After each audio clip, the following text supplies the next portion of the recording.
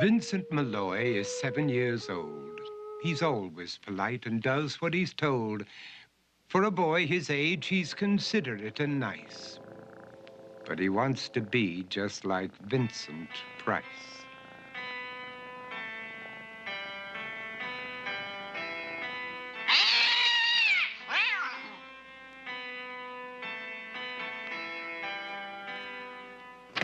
He doesn't mind living with his sister, dog, and cats, though he'd rather share a home with spiders and bats.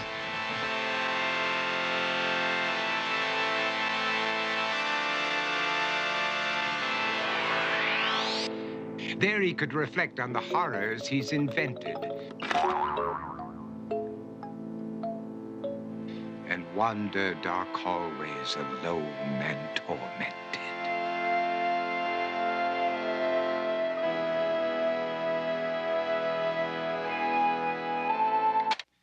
Vincent is nice when his aunt comes to see him, but imagines dipping her in wax for his wax museum.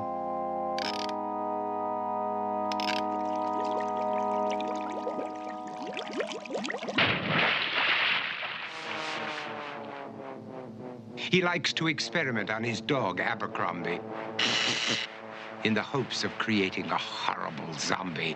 So he and his horrible zombie dog could go searching for victims in the London fog. His thoughts, though, aren't only of ghoulish crime. He likes to paint and read to pass some of the time. While other kids read books like Go, Jane, Go, Vincent's favorite author is Edgar Allan Poe. One night, while reading a gruesome tale, he read a passage that made him turn pale. Such horrible news he could not survive, for his beautiful wife had been buried alive.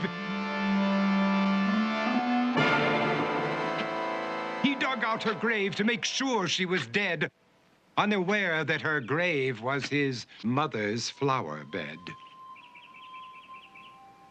His mother sent Vincent off to his room.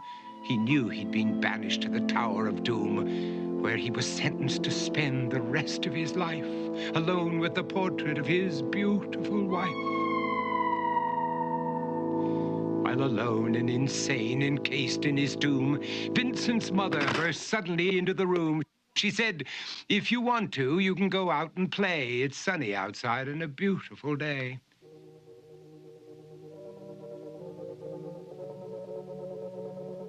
Vincent tried to talk, but he just couldn't speak. The years of isolation had made him quite weak. So he took out some paper and scrawled with a pen, "I am possessed by this house and can never leave it again." His mother said, "You're not possessed and you're not almost dead. These games that you play are all in your head.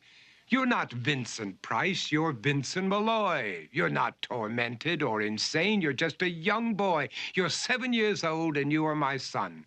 I want you to get outside and have some real fun." Her anger now spent, she walked out through the hall. And while Vincent backed slowly against the wall, the room started to sway, to shiver and creak. His horrid insanity had reached its peak.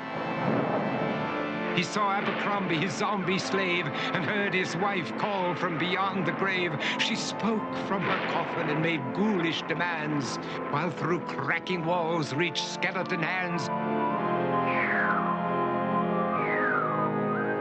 Every horror in his life that had crept through his dreams swept his mad laughter to terrified screams. To escape the madness, he reached for the door, but fell limp and lifeless down on the floor. His voice was soft and very slow as he quoted The Raven from Edgar Allan Poe. "And my soul from out that shadow that lies floating on the floor shall be lifted nevermore."